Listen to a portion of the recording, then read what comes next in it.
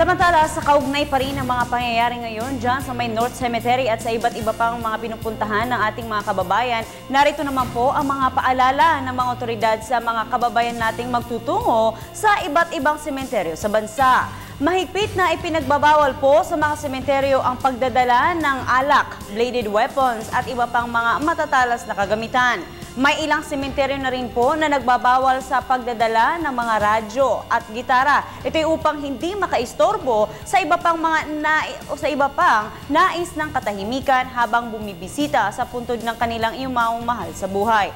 Dahil dadagsa po ang mga tao, makakabuting huwag nang magsama ng mga bata o ng may mga sakit at buntis. Kung hindi naman po maiwasang magsama ng mga bata sa sementeryo, tiyaking may dala silang ID na nagsasaad ng kanilang mga pangalan na kumpletong address at contact number. At panghuli lamang po, iwasang magsuot ng alahas o magdala ng malalaking halaga dahil naglipanan na rin sa sementeryo.